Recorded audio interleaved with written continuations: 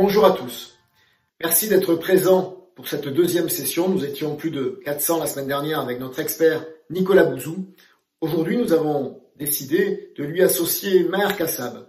Il est président fondateur de Galileo Consulting, un expert en optique. Alors, Ophthalmique, nous souhaitons être à vos côtés, investir sur cette série de webinars afin de vous accompagner dans une période, peut-être une des périodes les plus difficiles de l'histoire de l'optique, donc et du monde économique en général, bien évidemment. Donc nous souhaitons être présents à vos côtés et à votre écoute d'ailleurs. Vous pouvez très bien nous contacter, échanger sur tout autre sujet qui pourrait vous intéresser. Donc aujourd'hui, deux experts, Nicolas Bouzou et Maher Kassab. Donc bienvenue à eux, bienvenue Nicolas, bienvenue Maher. J'aimerais, avant d'attaquer évidemment la séance de réponse aux questions des opticiens qui sont nombreuses, j'aimerais que vous nous donniez un petit peu un éclairage sur comment s'est passé pour vous, à titre personnel, cette période si particulière du confinement. Nicolas ? Bonjour chers amis, j'espère que vous vous portez au mieux. Bonjour Thierry, bonjour Maher. Je suis ravi vraiment de vous retrouver. Comment j'ai vécu cette période de confinement? Comme tout le monde, comme tous les gens à peu près équilibrés, pas très bien, je pense. Moi, j'achète pas du tout cette idée. J'en ai déjà beaucoup parlé dans la presse, donc je veux pas me répéter, mais j'achète pas du tout cette idée selon laquelle la période de confinement c'est une période formidable parce que ça permet de ralentir, ça permet de rester chez soi, ça permet de se recentrer sur soi. Voilà, moi, j'éprouve pas le besoin de ralentir. Je pense qu'il faut pas se centrer sur soi, qu'il vaut mieux être centré sur les autres et que le centrage sur soi est pas quelque chose d'intéressant. Et puis globalement, moi ce que j'aime de toute façon, c'est l'inverse d'être confiné. Moi j'aime sortir, j'aime voyager, j'aime aller boire des bières aux terrasses des cafés, j'aime faire du sport en extérieur. Alors ça on peut un peu en faire, mais enfin c'est quand même très limité. Donc voilà. Mais c'est un mal nécessaire et je respecte à la lettre toutes les consignes qui sont données par le gouvernement et par les autorités sanitaires parce que voilà, je suis pas compétent sur ces sujets-là et donc je fais ce que l'on me dit de faire et puis je vois de toute façon que en réalité tous les gouvernements mènent à peu près la même politique. Il y a ce qu'on appelle dans cette affaire-là un triangle d'impossibilité. Ça veut dire que vous ne pouvez pas en même temps remplir trois objectifs. Vous ne pouvez pas en même temps combattre efficacement le coronavirus, maintenir l'économie à un rythme normal comme si de rien n'était et préserver les libertés publiques. Voilà. Vous êtes obligé vous pouvez retourner le problème dans tous les sens, vous êtes obligé de sacrifier l'un de ces trois aspects. Voilà, on est dans une situation difficile et je fais ce qu'il faut faire dans cette situation que je trouve extrêmement déplaisante. Merci Nicolas. Maher, c'est à toi. Comment as-tu vécu cette période de confinement? Bonjour à tous, bonjour Thierry, bonjour Nicolas. Ravi de participer à cette émission en direct et de répondre à vos questions. Tout d'abord, j'aimerais en fait témoigner toute ma solidarité envers les professionnels de l'optique qui nous écoutent. Et alors, comment nous avons géré ce confinement? Un petit peu comme tout le monde, je dirais qu'il y a eu deux temps. Un temps de préparation avant le 17 mars, où nous avons tout simplement préparé l'organisation de nos activités.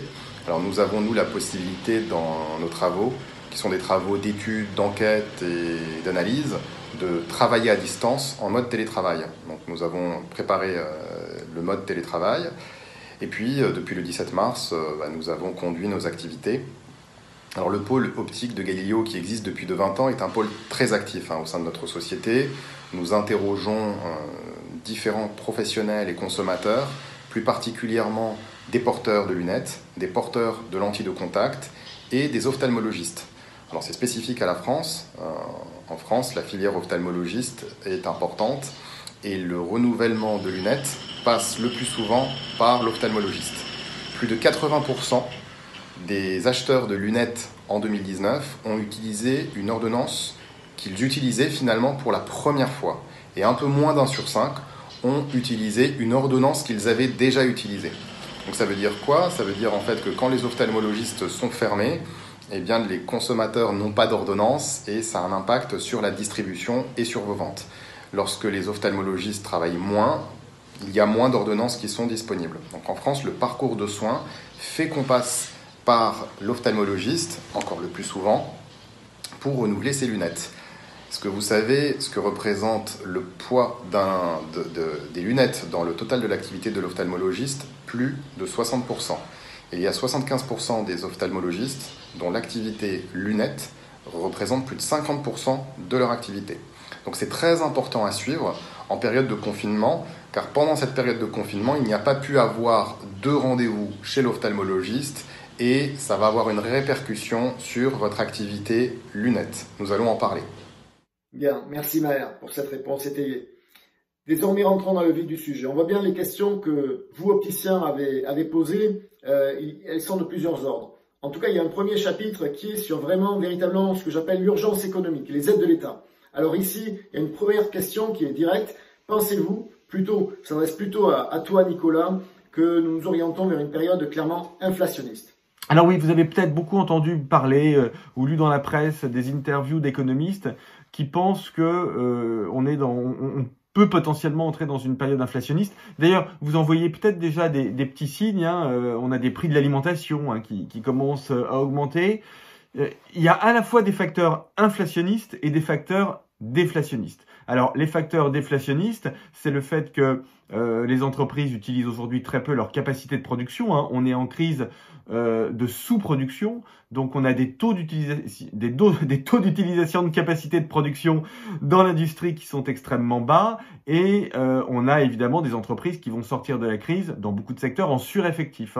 Donc surcapacité de production, sureffectif, ça a plutôt tendance à tirer les prix vers le bas. Ce sont des facteurs déflationnistes. Et à côté de ça, vous avez deux facteurs inflationnistes. Le premier facteur inflationniste, c'est le fait que on a une offre, comme je vous le disais il y a quelques instants, on est dans une crise de sous-production, donc on a une offre qui est contrainte, avec une demande qui est forte dans certains secteurs, alors dans peu de secteurs, mais dans l'alimentation, l'INSEE nous a donné des chiffres cette semaine. Au premier trimestre, la consommation alimentaire, elle a augmenté. Elle est plus forte que d'habitude parce que on est chez nous, donc on mange. Et en plus, il y a des phénomènes de stockage des denrées alimentaires. Donc là, on est typiquement sur un secteur sur lequel l'offre est restreinte en ce moment, mais la demande est forte. Donc ça, c'est un facteur inflationniste qui crée des tensions sur les prix. Premier facteur inflationniste. Deuxième facteur inflationniste, la politique monétaire. Bien évidemment, on met en place des politiques de monétisation de la dette publique, c'est-à-dire que les banques centrales dans le monde entier, et notamment dans la zone euro, la Banque centrale européenne, achètent des dettes publiques aux banques, sur ce qu'on appelle le marché secondaire, aux banques ou aux investisseurs institutionnels. Elle achète des dettes publiques et en contrepartie, elle crée de la monnaie. Et cette monnaie, elle peut se retrouver dans l'économie. D'ailleurs, elle finance la dépense publique, c'est-à-dire les mesures de soutien aux entreprises, les systèmes sociaux, etc. Donc, on est bien dans une période où on a aussi des facteurs inflationnistes, ce qui est assez nouveau. Alors, la synthèse qu'on peut faire de tout ça, c'est que comme on a des facteurs déflationnistes et des facteurs inflationnistes, on peut penser qu'on n'aura pas tout de suite d'inflation généralisée, mais qu'on peut avoir, comme on le voit aujourd'hui, de l'inflation sur certains secteurs et une inflation un peu opiniâtre sur des secteurs qui vont rester peut-être en tension quelques mois, comme le secteur alimentaire. Donc ce sont des choses qui sont évidemment à surveiller, et ce qu'il faut surveiller dans ce type de période, c'est la réaction des syndicats. Est-ce que les syndicats, les partenaires sociaux, les syndicats de salariés vont considérer que ces tensions inflationnistes, elles justifient des hausses de salaire. Donc ça, ce sont des problématiques qui peuvent se poser, y compris chez vous. Et à partir du moment où on a des hausses de salaire, eh bien là, on entre dans ce que les économistes appellent une boucle prix-salaire, c'est-à-dire hausse des prix, hausse de salaire, hausse des coûts des entreprises, hausse de prix. Typiquement, c'est quelque chose qui pourrait frapper votre secteur. Hausse des prix de l'alimentaire, hausse des salaires dans l'optique et dans la distribution d'optique, hausse des prix dans la distribution d'optique, inflation. D'accord ? On n'en est pas là, mais c'est quelque chose qu'on peut avoir en tête. Ça fait partie du spectre des possibles, ce qui n'était pas le cas avant la crise. Merci Nicolas. Il y a une deuxième question pour toi qui est en lien avec les services du ministère de l'économie de manière hebdomadaire, je crois. Elle est importante et un peu inquiète. C'est quid du chômage partiel? Pourrait-il être prolongé? Et quid des autres aides d'urgence de l'État? J'ai fait partie de ceux qui militaient auprès du gouvernement pour que le dispositif actuel de chômage partiel soit le plus généreux possible. Et de fait, il l'est, puisque c'est le plus avantageux d'Europe. Il est même plus avantageux, nettement plus même que le système allemand, dont on s'est inspiré, le Kurzarbeit. Ce Kurzarbeit, ce modèle de Kurzarbeit, il a servi d'exemple à ce qu'a fait le gouvernement français au début de la crise du coronavirus, mais le gouvernement français est allé plus loin, et vous savez que l'État, au-dessus du SMIC, paye 84% du salaire net, et aujourd'hui, vous avez 10 millions de personnes à peu près qui sont concernées par le chômage partiel. Ça ne veut pas dire qu'elles sont en chômage partiel, mais ça veut dire que pour ces personnes-là, leurs entreprises ont fait une demande éventuelle de chômage partiel, ce qu'on appelle l'activité partielle, parce que on n'est pas en chômage en réalité du point de vue administratif, on reste sous contrat de travail avec l'entreprise. Alors, est-ce que le gouvernement va poursuivre ses efforts? Oui. Ça n'est pas une annonce que je vous fais, je ne suis pas au gouvernement, mais enfin bon, je peux vous dire que oui, le gouvernement va poursuivre ses efforts. On ne sortira que très lentement du chômage partiel. Moi, ce que je propose au gouvernement, c'est une idée qui fait son chemin, c'est dans les secteurs qui ne font pas l'objet de fermeture administrative à partir du 11 mai, c'est-à-dire en dehors des cafés, des restaurants et des hôtels, d'augmenter la quote-part qui est payée par les entreprises et peut-être de demander aux entreprises de commencer à payer une partie des charges. Puisque vous savez aujourd'hui aussi que le chômage partiel est exonéré de charges. Donc je pense qu'il faut y aller très progressivement, mais on est quand même obligé de sortir très progressivement, même si c'est très lent, même très progressif du chômage partiel, pour offrir une incitation aux entreprises à remettre les salariés en activité et pour éviter les abus parce que malheureusement il y a quelques abus. Merci Nicolas. Deuxième question, plutôt pour toi aussi Nicolas, sur les PGE, les prêts garantis par l'État. Peux-tu un petit peu rassurer les opticiens ou préciser, car le taux de 0,25% avec un quart du chiffre d'affaires, il y a pas mal de doutes autour de ce taux réel dans la mesure où la durée de remboursement pourrait être supérieure à celle qui était initialement prévue. Nicolas, peux-tu nous en dire quelque chose? Les prévisions sur les taux, c'est toujours extrêmement... C'est ce qu'il y a de plus difficile, les prévisions sur les taux. C'est encore plus difficile que les prévisions boursières ou les prévisions de taux de change. Ceci dit, je ne pense pas que les taux courts, ni les taux longs d'ailleurs, mais les taux courts, c'est encore plus facile à maîtriser pour les banques centrales, je ne pense pas qu'ils vont augmenter. Pour la raison suivante, ce qui pourrait transformer la crise actuelle, qui est une crise exogène, qui est une crise sanitaire, qui déclenche une crise économique, mais ce n'est pas une crise économique au départ. Ce qui pourrait la transformer en crise endogène, c'est-à-dire en crise économique et financière qui s'auto-entretiendrait elle-même, c'est le fait que le marché interbancaire, c'est-à-dire le marché auquel les banques se prêtent de l'argent, soit bloqué. Et donc, pour éviter ça, les banques centrales abreuvent le marché interbancaire de liquidités. Et elles surveillent la liquidité sur le marché interbancaire comme l'huile sur le feu. Et ça passe par un taux interbancaire. L'Euribor, c'est le taux interbancaire, c'est le taux d'intérêt auquel les banques se prêtent de l'argent à court terme dans la zone euro. Eh bien, ce taux, ça fait partie des prix, des taux qui sont le plus surveillés par la Banque Centrale Européenne. Et c'est un taux sur lequel la Banque Centrale Européenne a beaucoup de moyens d'action. Donc, je ne suis pas trop inquiet à court terme. Ça fait bien évidemment partie des choses qu'il faut surveiller, mais c'est quand même sous contrôle de la part des banques centrales et en particulier de la Banque Centrale Européenne. Merci Nicolas. Une troisième question par rapport à ce que l'on vit aujourd'hui. Il y a de grandes inquiétudes sur les potentielles défaillances d'entreprises. En tout cas, ce sont des opticiens qui s'inquiètent ici et ils veulent savoir si tu penses que l'État a prévu un véritable scénario catastrophe avec énormément de défaillances qui ne seraient pas forcément publiques, ce scénario aujourd'hui. Oui, alors, mes amis, négocier aussi auprès des bailleurs, c'est très important. J'ai eu beaucoup de bailleurs au téléphone cette semaine, des petits et des gros. Les négociations se font sur des bases individuelles, ce qui est bien. Moi, j'y suis très favorable. Je ne pense pas qu'il faille de mesures d'ordre général. D'ailleurs, aucun pays ne met en place des mesures d'ordre général. Il y a des soutiens de l'État, soit aux bailleurs, soit aux locataires, mais il n'y a pas de mesures autoritaires d'ordre général. Mais il faut que vous alliez demander, et vous ne demandez pas simplement des reports. Vous pouvez demander des réductions pendant un trimestre, par exemple. Vous pouvez demander 50% de remise sur le loyer. 50%, ça me paraît bien parce que il faut que les bailleurs continuent à vivre et il faut que vous diminuez vos charges fixes. Donc, faites-le, mes amis, n'hésitez pas à le faire. Alors, ceci dit, oui, bien sûr, vous avez raison. Et on va pas se mentir, même si tout est fait pour éviter les faillites, il y aura des faillites. Il y aura du chômage et il y aura des faillites d'entreprises. Ce qu'on essaie de faire, c'est d'éviter le scénario de catastrophe. C'est surtout ça, hein. Donc, on met en place des mesures pour éviter ce scénario. Si vous avez des idées de mesures, des choses qui peuvent vous aider, il faut me le dire et j'en parlerai directement au gouvernement. N'hésitez pas. Je pense qu'on a fait à peu près ce qu'il fallait aujourd'hui avec l'activité partielle, avec le système bancaire, notamment la garantie BPI qui est quand même très efficace. Même si là encore, elle ne pourra pas durer éternellement parce que les banques commencent à être sous pression aussi, hein, et on n'a pas intérêt à ce que le système bancaire fasse faillite. Merci Nicolas. Penses-tu dans ce contexte que l'épargne puisse être fortement taxée? Alors ça, c'est une vieille idée qui traîne.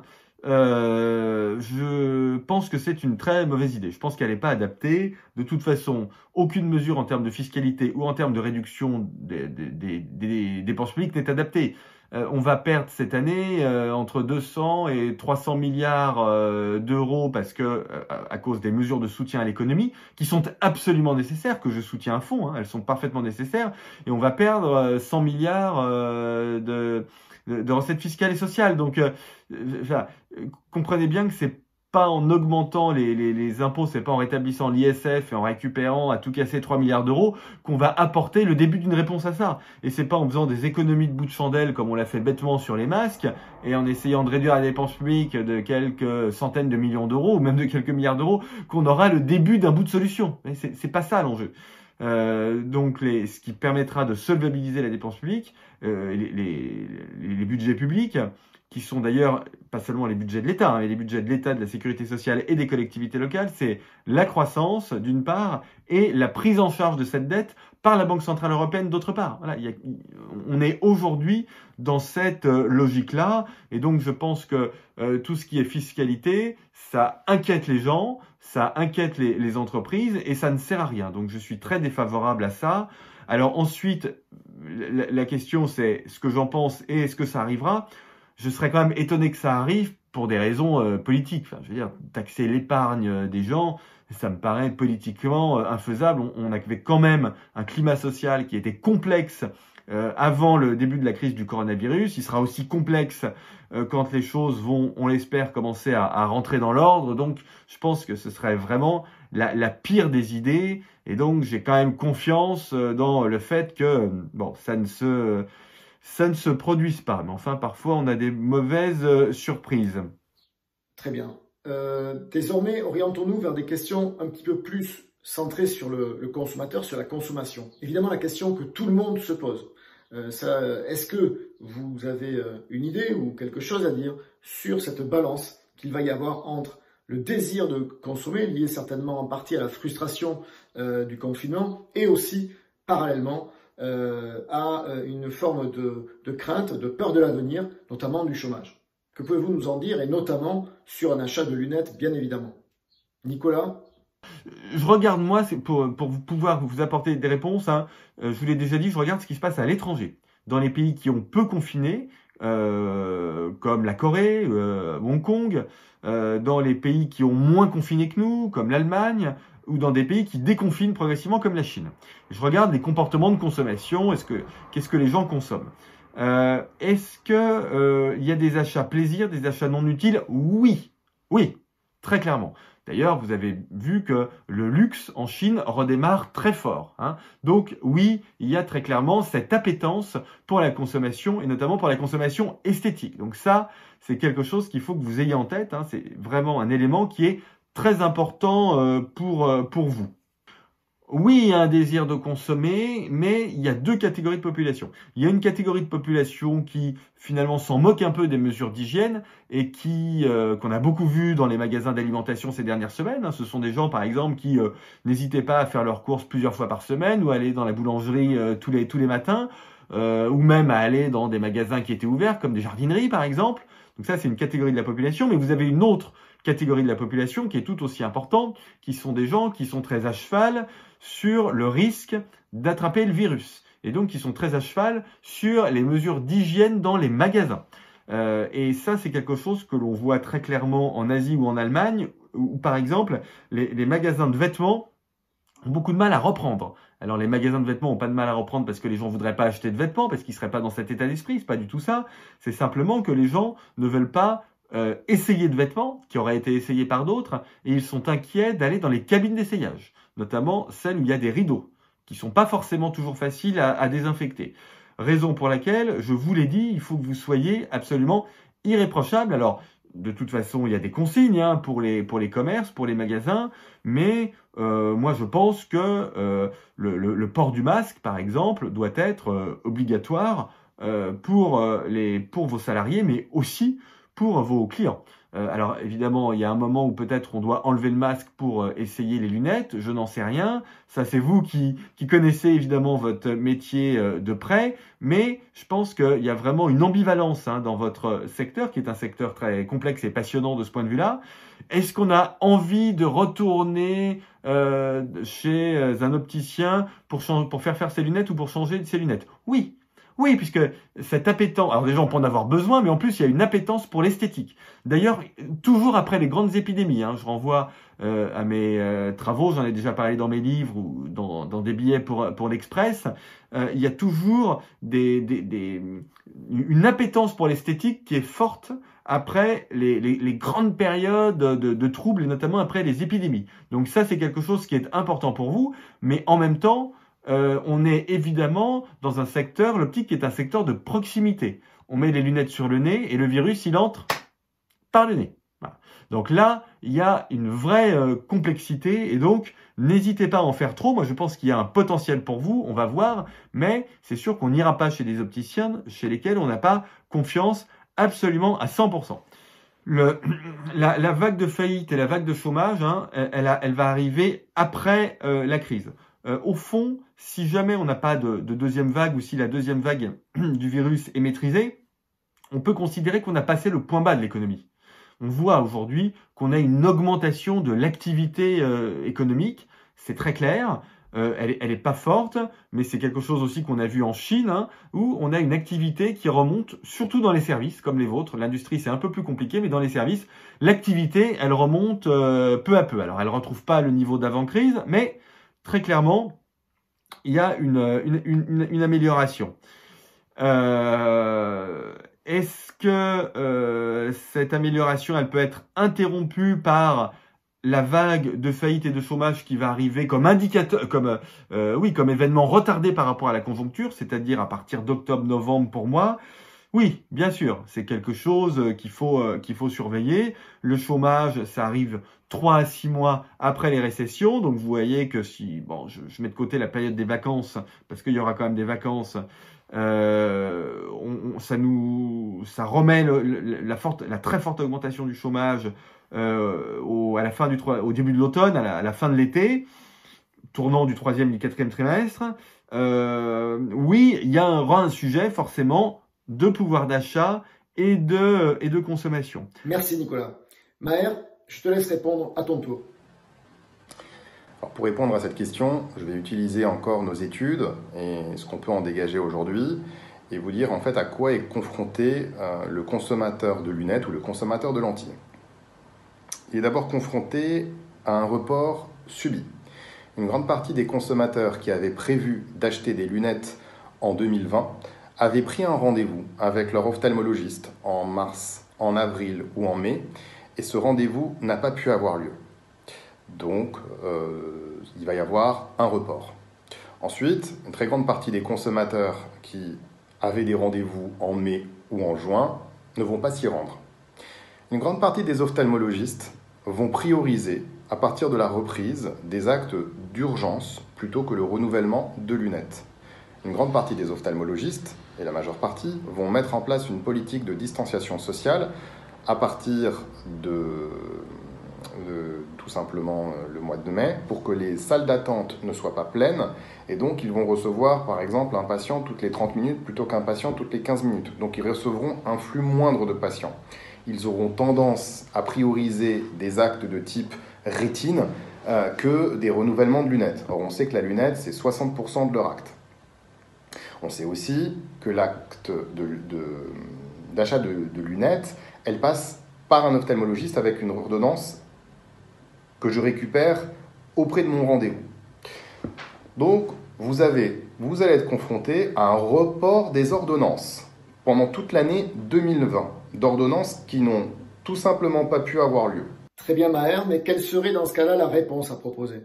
Par rapport à ça, vous disposez du décret de 2016 qui vous permet d'utiliser l'ordonnance de votre client, une ordonnance valable 3 ans pour un porteur de plus de 42 ans et de 5 ans pour un porteur de 16 à 42 ans, pour faire revenir les gens dans les magasins sans qu'ils aient à aller voir leur ophtalmologiste. Il y a un gisement potentiel très important. Ensuite, vous allez être confronté, de la part de certains consommateurs, à un report de la décision d'acheter des lunettes. Pourquoi? Parce qu'on est dans une période d'incertitude, et que dans une période d'incertitude, on reporte ses achats d'équipements, on reporte ses projets. Mais je suis désolé de vous le dire, la lunette, c'est un projet. Alors, il est impératif de porter des lunettes quand on voit mal, mais on peut garder l'ancienne. Dans 90% des cas, en fait, on renouvelle une ancienne lunette. Donc, on peut reporter en fait son achat. Il n'y a que les achats d'urgence, premier achat, ma lunette s'est cassée, qui peuvent se faire de manière impérative. Mais une très grande partie des achats peuvent être reportés. D'ailleurs, la fréquence moyenne, elle est de 3 ans. Il y a des gens qui renouvellent leurs lunettes tous les ans et d'autres qui renouvellent leurs lunettes tous les 5 ans. Donc, il va falloir lutter contre cette idée du consommateur à reporter ses achats. Il faut se rappeler qu'on vit une crise incroyable. C'est une crise sanitaire et une anticipation d'une crise économique et sociale. Et cette crise sanitaire qu'on vit au quotidien et cette anticipation d'une crise du futur qu'on est en train aussi de vivre au fur et à mesure avec des mauvaises nouvelles qui arrivent, ont amené un comportement du consommateur à se concentrer sur les achats exclusivement utiles, donc alimentaires, ou les achats de confinement en grand format. Et pour l'instant, tant qu'on vit au rythme de cette épidémie, le consommateur, il est paralysé. Attention à ne pas faire de parallèle avec l'Asie. En Asie, ils sont beaucoup plus préparés aux épidémies. Ils en ont déjà eu, et puis ils ne les ont pas subies en leur chair comme on l'a subi. Nous, elle est complètement nouvelle pour nous. Donc il va falloir réveiller ce côté plaisir du consommateur, mais aussi ce côté nécessité de pouvoir renouveler ses lunettes régulièrement.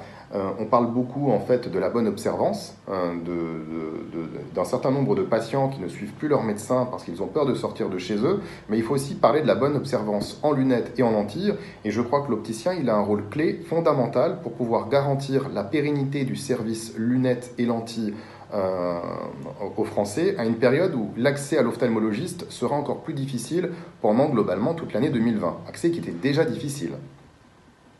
Ensuite, on a un sujet d'arbitrage prix. Le consommateur angoissé peut vouloir faire des arbitrages. On se rappelle, la dépense moyenne pour un unifocal elle est de 287 €, 555 € en progressif. Ça laisse un reste à charge moyen d'environ 60 € pour un unifocal et 140 € pour un progressif. Le consommateur peut avoir tendance à vouloir diminuer en fait ce reste à charge, anticipant une crise à venir ou tout simplement étant lui-même dans une situation difficile. Je vous fais confiance là-dessus, parce que vous êtes les seuls légitimes opticiens à pouvoir proposer la bonne offre. Vous êtes dans une situation de monopole en termes de lunettes correctrices et de lentilles de contact. Il n'y a pas d'autres circuits qui peuvent pouvoir le faire aussi bien que vous, mais il va falloir proposer des bonnes solutions à un prix intéressant. Et enfin, à quoi d'autre vous allez être confronté? À la montée d'Internet. Sachez que la consultation d'Internet, elle a augmenté de 70%. Les achats d'Internet ont aussi progressé, notamment sur l'alimentaire. Il y a des catégories de Français qui n'allaient pas du tout sur Internet et qui y sont allés. La télémédecine s'est également développée et ça peut avoir un impact. Je pense à 2 familles de produits, en particulier les lunettes de soleil et les lentilles de contact, où Internet était déjà présent de manière très croissante et où l'opticien doit donner le goût aux Français de revenir et d'apprécier la vie commerçante plutôt que de faire des achats à distance. Mais là aussi, vous avez des solutions parce que l'achat optique, c'est un achat plaisir et il faut le redonner rapidement aux Français. Ok, dans la confiance, certes, mais peux-tu préciser un petit peu, s'il te plaît? Alors les actions sont nombreuses et il va falloir toutes les activer, mais ce qui est positif, c'est que vous avez de nombreuses actions à mettre en place. La première, c'est un prérequis, c'est la sécurisation de votre point de vente et le fait de communiquer sur cette sécurisation de votre point de vente auprès de vos collaborateurs, auprès de vos clients et auprès des ophtalmologistes. La deuxième, c'est de communiquer auprès de vos clients sur le fait qu'ils peuvent renouveler leurs lunettes à condition d'avoir gardé une ordonnance de moins de 3 ans ou de 5 ans. En faisant ça, vous évitez au consommateur de se rendre chez l'ophtalmologiste, donc vous lui faites gagner du temps, c'est plus simple.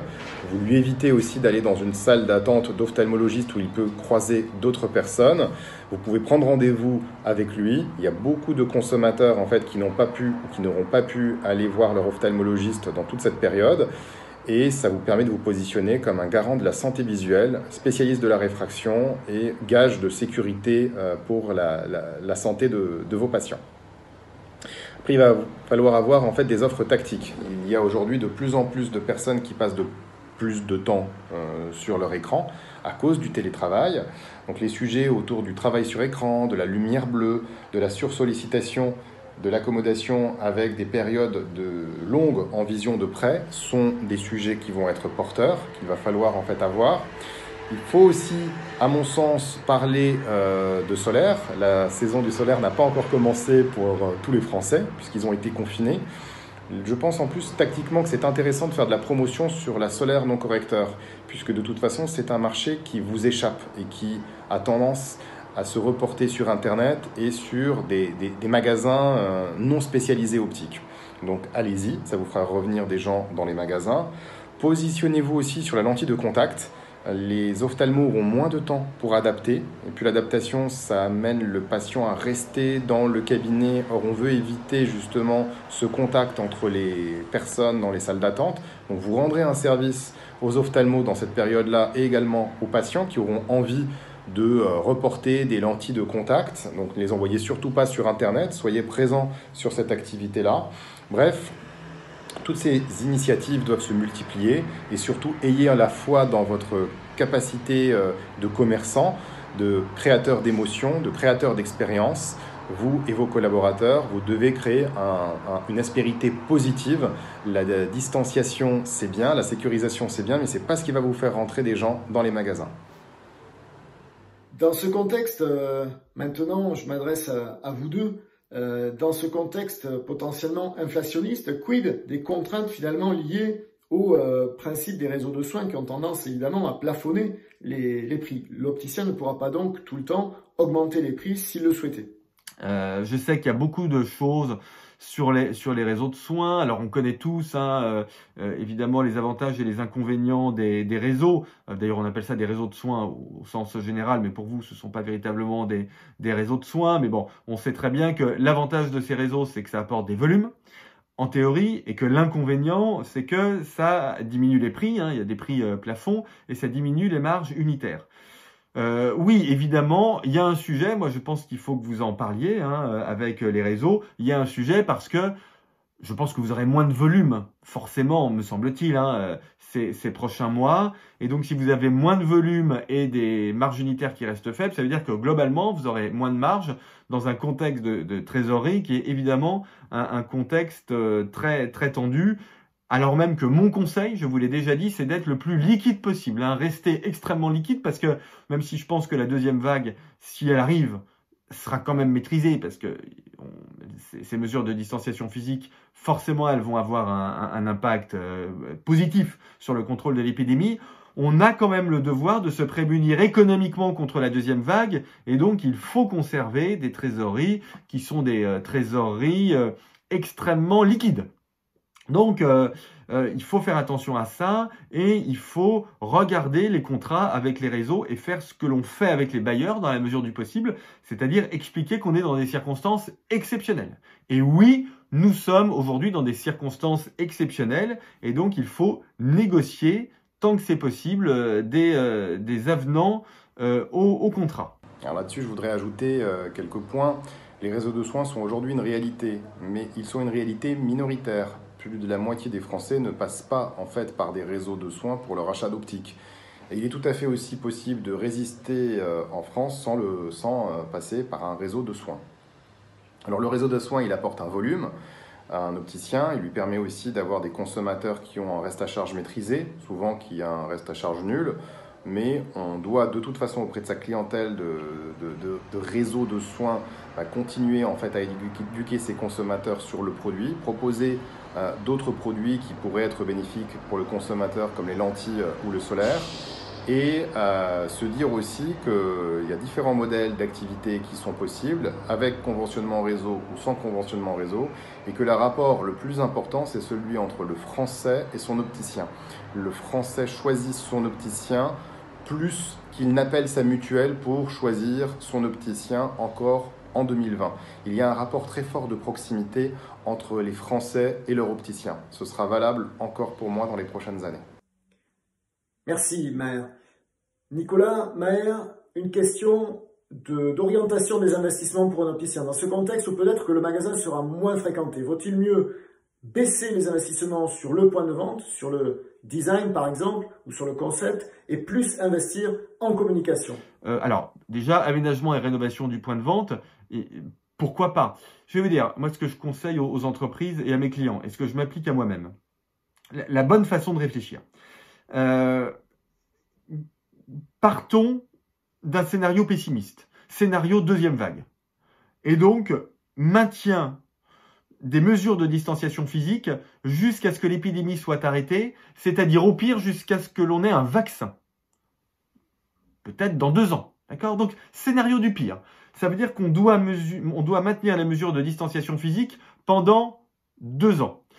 On investit, on s'organise pour que toutes les mesures qu'on prend, tous les investissements auxquels on consent, ils soient pertinents dans ce contexte épidémiologique. Mais, scénario optimiste, l'épidémie, elle est peut-être complètement saisonnière et donc elle disparaît dans 2 semaines. Parce que, on est dans un virus qui réagit à un écosystème très particulier et les interactions entre la température, l'humidité, le vent, la géographie, les modifications de l'environnement font que cet écosystème n'est plus pertinent et donc le virus meurt. C'est tout à fait possible. Certains épidémiologistes et médecins extrêmement sérieux et compétents m'expliquent ça. Eh bien, il faut que les investissements soient quand même pertinents. Donc, si vous pensez aménagement, rénovation du point de vente ou communication ou hygiène, ce sont des investissements qui doivent être pertinents dans les 2 cas. Comme ça, on est sûr d'être gagnant et on peut envisager une reprise de l'activité. Parce que c'est quand même ça, mes amis, le point important. Le point important, c'est que l'activité, elle remonte, que l'on doit recommencer à vivre, que l'on doit recommencer à travailler et que l'on doit recommencer à faire du bon business. Voilà, ce sera très difficile. Mais moi, j'y crois et je sais qu'une grande partie de une grande partie de ceux qui participent à nos séminaires sont très motivés, ont très envie de reprendre le travail. Le point de vente fait absolument partie de l'expérience client. Il faut continuer à y investir.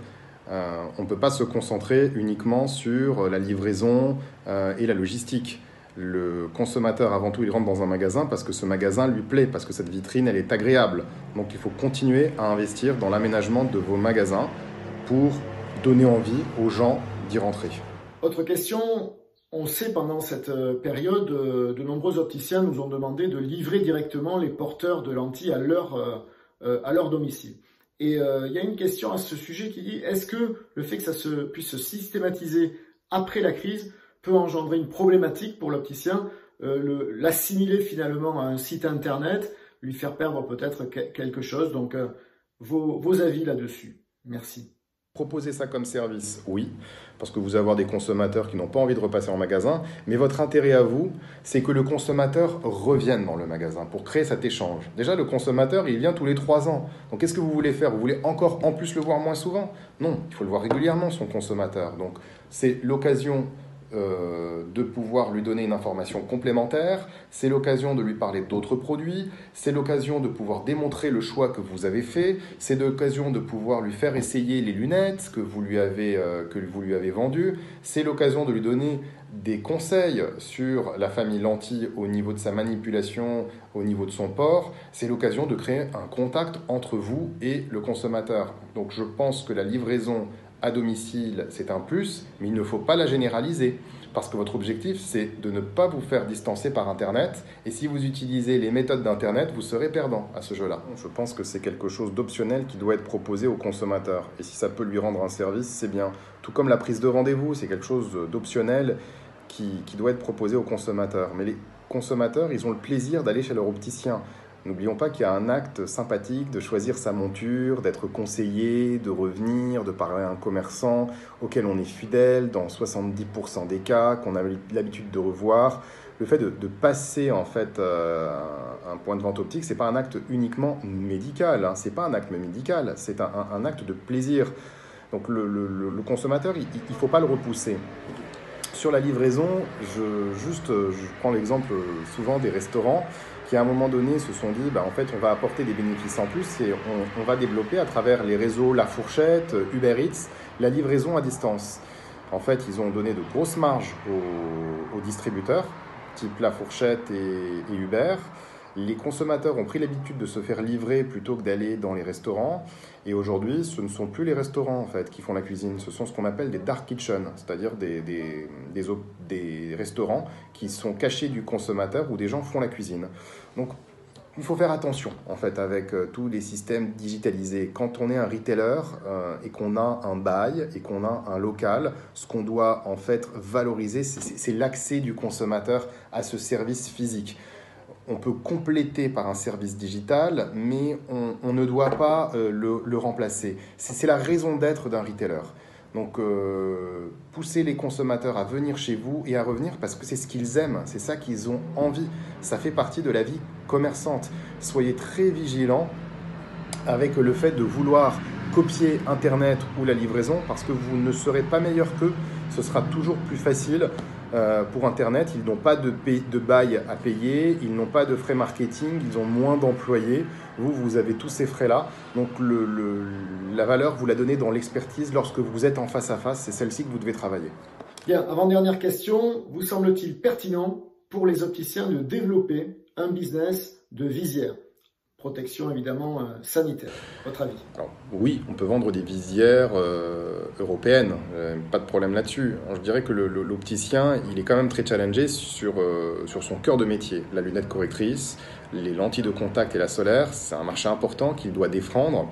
Moi, je conseille toujours aux opticiens de se concentrer là où ils sont bons, là où ils sont légitimes, là où ils sont experts. Et ils ont différentes manières de faire valoriser leur métier. Pour ça, il ne faut pas trop se disperser. La lunette, c'est à la fois un produit santé et un produit esthétique. Vous avez ces deux composantes sur lesquelles vous devez travailler, avec des fournisseurs de verres, de montures et de lentilles de contact. Ça fait une charge importante à intégrer à vous et à vos collaborateurs et à traduire en termes d'expérience à vos consommateurs. Donc moi, je serais plutôt d'avis de ne pas trop se disperser dans les prochains mois. Nous arrivons à la fin de cette liste de questions. Certains opticiens nous demandent si, de votre point de vue, il est raisonnable de maintenir le salon de l'optique qui s'appelle le SILMO, donc sur le plan à la fois sanitaire et économique. Votre avis? Écoutez, moi je vais vous dire très clair, j'en sais absolument rien. Je sais qu'on vit au rythme de l'épidémie aujourd'hui et qu'on est informé au jour le jour sur les évolutions de l'épidémie. Donc il est trop tôt pour savoir si le SILMO se tiendra, s'il sera reporté, si les conditions sanitaires ou même les conditions économiques lui permettront de se tenir. Les organisateurs nous tiendront informés. En tout cas, dans cette période, il y a heureusement d'autres manières de s'informer. Il y aura les contacts avec les représentants qui devront bientôt reprendre. Et puis, il y a la participation à des séminaires digitaux. Donc, rapprochez-vous de vos partenaires fournisseurs, car ils vont avoir différentes manières de vous communiquer auprès de vous et de vous informer des évolutions du secteur et des innovations, parce que vous êtes un secteur aussi avec plein d'innovations, donc il faut continuer à s'informer. Alors moi, je suis positif, à condition que tous les acteurs se rassemblent et mettent en place des démarches adaptées. Alors l'équipement optique, que ce soit la lunette ou la lentille, ce sont des équipements qui apportent de la santé, ce sont des équipements qui apportent de l'esthétique, du look, et ce sont des moments d'échange entre l'opticien et le français. Et je crois que sur ces trois composantes, on est bien placé. Sur la santé, je pense que dans les prochaines semaines, la santé va être sanctuarisée. Et l'équipement optique, c'est un équipement santé. Je crois que les contrats collectifs remboursent et qu'il est possible d'anticiper les remboursements en informant les consommateurs de la nécessité de renouveler leurs lunettes, en étant aussi garant de la santé visuelle des Français, en jouant vraiment un rôle de partenaire de l'ophtalmologiste et en étant expert de la réfraction. Et en ce sens, on peut créer un gisement de venue dans les magasins important, parce que l'acte d'optique, pour les ordonnances de moins de 3 ou 5 ans, peut être simplifié. L'esthétique. On aura très vite envie de revenir aux considérations esthétiques lorsqu'on va ressortir, et même si l'épidémie se maintient, on devra faire attention à son look, et le conseil de look, l'opticien, est finalement le seul à vraiment pouvoir le donner parce qu'il est expert en conseil esthétique. Et puis enfin, l'acte d'achat de lunettes, c'est un acte qui se fait tous les 2, 3 ans, 4 ans, donc il est assez rare. On a besoin d'être conseillé pour ça, on a besoin d'avoir un échange avec un expert. Cet acte, il n'ira pas de sitôt sur Internet, à condition qu'on joue pleinement son rôle de commerçant et qu'on crée cet enchantement client qu'on retrouve dans de nombreux magasins, avec un achat plaisir, avec un goût pour cette visite commerçante. Un grand merci Nicolas, un grand merci Maher pour ces réponses claires. Merci à vous, merci Thierry pour ton invitation, ta confiance, portez-vous bien. Voilà, donc je donne beaucoup d'espoir aux opticiens pour faire face à cette crise. J'espère avoir bien répondu à vos questions et je vous souhaite une excellente reprise d'activité. À bientôt. Eh bien, un grand merci à tous d'avoir suivi ce deuxième webinaire Ophthalmic Company. Nous aurons une 3e session dans les semaines qui viennent. Alors je vous dis à très bientôt.